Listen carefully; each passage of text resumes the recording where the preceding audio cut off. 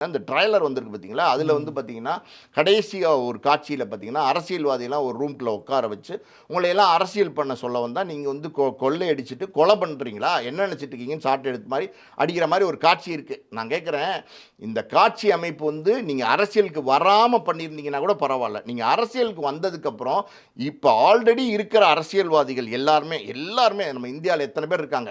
எல்லாரையும் வந்து ஊழல்வாதிகளும், கொலைகாரங்களும் நீங்க சொல்றீங்க அப்படின்னு ஒரு படத்தில காட்சி அமைப்பா வச்சிருக்கீங்க அப்படின்னா, நீங்க அந்த சாட்டை எடுத்து அடிக்கிறீங்க அப்படின்னா, உங்களுக்கு அதுக்கு தகுதி இருக்கான்றது ஒண்ணு இருக்குல்ல. உங்களுக்கு அதுக்கு தகுதி இருக்கா?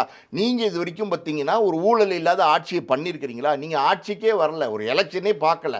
நீங்க என்னவா இருக்க போறீங்கங்கிறது ஒரு எலக்ஷன் வந்து அதில நீங்க ஜெயிச்சு ஒரு டர்ன் ஆண்டா தான் நீங்க வந்து என்னவா இருக்க போறீங்க? ஊழலற்ற ஆட்சி குடுக்க போறீங்களா? அது மக்கள் சொல்லணும். ஊழலற்ற ஆட்சி, நல்ல ஆட்சி விஜய் குடுத்தார் அப்படின்னு.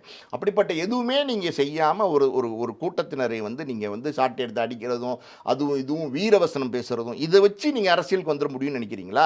இத வச்சு நீங்க அரசியல்ல ஜெயிச்சிற முடியும்னு நெனைக்கிறீங்களா? அது தப்பான கணக்குன்னு தான் நான் பார்க்குறேன். அதாவது ஒரு பஞ்ச் டயலாக் சினிமால பேசியோ, இல்ல சாட்டை எடுத்து அடிக்கிற மாரி காட்சி அமைச்சு பண்ணியோ, நிச்சயமா அரசியல்ல வந்து விஜய் ஜெயிக்கவே முடியாது. அரசியல் அப்படின்னா, விஜய் அவருடைய செயல்பாடுகள் என்னவா இருக்க போகுதுங்கிறத காமிச்சா மட்டும் தான் முடியும்.